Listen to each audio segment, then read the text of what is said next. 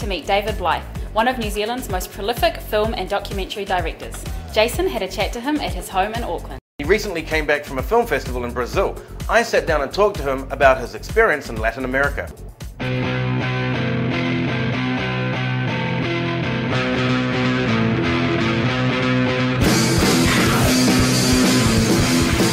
Hi, it's David Blyth here. I'm a film director. Recently I was invited to go to a film festival in Brazil, in Porto Alegre. Fantaspoa is a film festival that encompasses horror and fantastic fantasy type films. And there are festivals all around the world that cater to those particular genres. And this was like the third one I'd been to. They showed 4 of my films. 2 of the early ones, Angel Mine and Death Warmed Up, and the 2 most recent ones, Bound for Pleasure and Transfigured Nights. The audience really loved Angel Mine and Transfigured Nights, and it's amazing the feedback I got for those films, which had a 30-year span between them. Angel Mine was an adult strength pill for couples with marital problems, and this was something from the film 30 years ago, and of course since then we've had Viagra, and so it's quite entertaining that, that I sort of predicted that there would be that kind of product turn up. Angel Mine was made on a really low budget, and it was the very first New Zealand Film Commission funded film ever. So it's kind of unique in its historical aspect, but it's also interesting that in the last couple of years it's been at a Polish film festival, and in a few weeks it's actually featuring as one of 5 cinematic New Zealand film gems at the Hamburg Film Festival. Death Warmed Up had already been screened on Brazilian television and had been around within the great pirated world of horror that exists worldwide. It was Transfigured Nights and Angel Mine were the 2 that they liked the most. I think with Transfigured Nights what they thought was that it was neither still images or motion pictures. It was this world, this land between the living and the dead.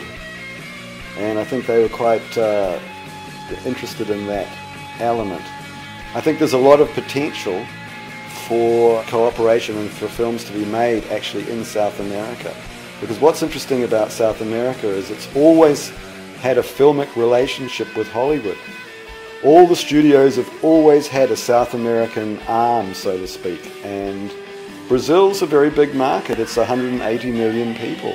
And a lot of those people are under 30. I met a producer at the festival from Argentina, from Buenos Aires, Hernan, and I'm actually talking to him currently about a project to be shot there in Buenos Aires. And of course the great thing is that you can use that film to get back into America, because that's who they're sort of making films for. Brazil also has its famous horror film series, the Coffin Joe series. Their cinema is, there's many different levels to it, but I love the sort of the fantasticness and the earthiness, the mixture, if you like. Also, one of my great masters that I've always respected is Jodorowsky, who actually was from Chile, but made many films in South America. And also my other great cinematic hero, Luis Buñuel, Spanish director, but in fact made many films in Mexico. Some of the people I'm interested in have a South American connection, if you like. We're in such a small little place here in New Zealand that when you go somewhere else, they've got no idea of our little perspective, and they're actually fascinated by the material that I brought to Brazil. And you get a lot more positive feedback, and I got, it was an incredible buzz to be there because I just got so much positivity.